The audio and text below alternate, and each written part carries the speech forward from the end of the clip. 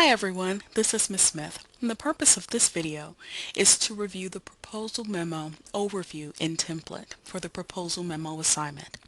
Let's get started. So this is an unusual looking assignment overview, but this is actually the template that I want you to use for your proposal memo assignment, okay?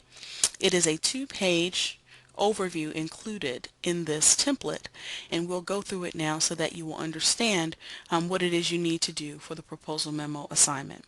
And so this is the actual template that I want you to use, okay?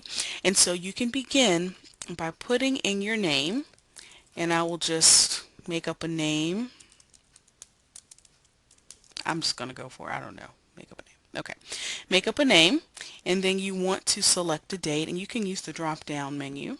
Okay, so let's say Dolly Parton is a student in my class, and this is going to be her proposal memo for her job shadow idea. Okay, and so you fill out this information at the top. I've already got some of it filled in for you. And I want you to keep the same subheadings. Okay, don't change the subheadings. Make sure that you include them.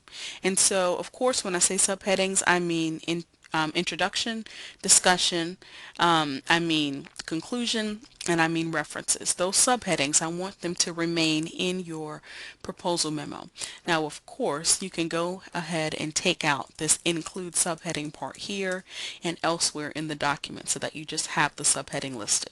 Okay, so for your introduction section, in paragraph form, what you're going to do is include the purpose of your memo, which is to gain approval for your semi-formal report job shadow idea, the name of the company you would like to visit for your job shadow, and the city and state location for the company.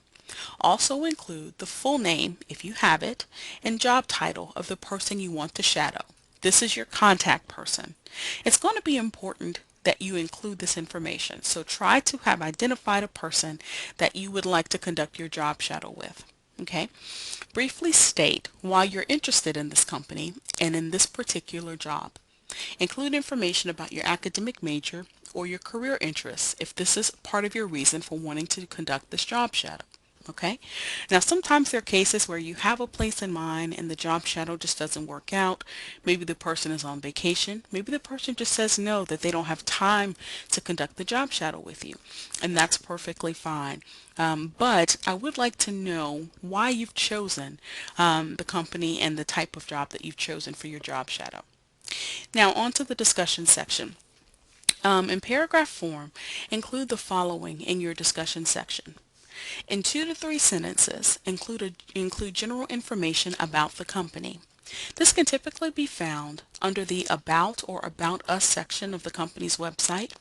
If you use any information word for word, the exact language as it is written elsewhere, then you must put quotation marks around that wording. You must also include an MLA citation reference in the references section below. In another 5 to 8 sentences, explain what you hope to gain from this particular job shadow. Discuss how you think this insight that you gain from this job shadow will help you in your career goals. This is where you're trying to convince me that I should approve your proposal, okay? And so focus on being persuasive. We've had some experience with persuasive writing with our sales letter. And so focus on being persuasive, right? You're making your case about why you want to shadow at this company and with this individual. And then I want you to also, in the discussion section, briefly discuss your constraints, okay? And by constraints, I mean restrictions on your time. What could limit your availability with this assignment? In other words, for example, do you work 40 hours a week and go to school part-time? Will you need special considerations for special circumstances?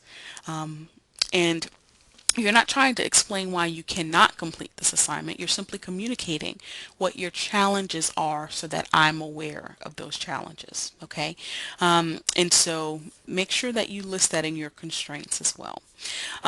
Conclusion. In paragraph form, in your proposal memo, by restating the main reasons why your job shadow proposal memo should be approved and offer a goodwill closing. Okay?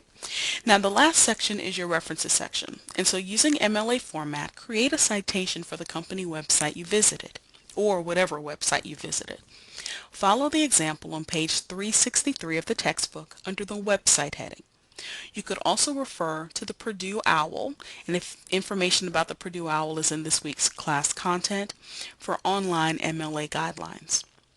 If you use the Purdue OWL, go to the Electronic Sources tab on the left column of the page, then scroll down to the right side of the page to the Citing a Page on the Website section for guidelines on how to create that citation. But again, your textbook already has a guideline that you can follow on page 363. So this is it. This is your proposal memo assignment. And again, what you're doing is you're using this template just as it is. You're filling in the information, and then you're leaving the subheadings there.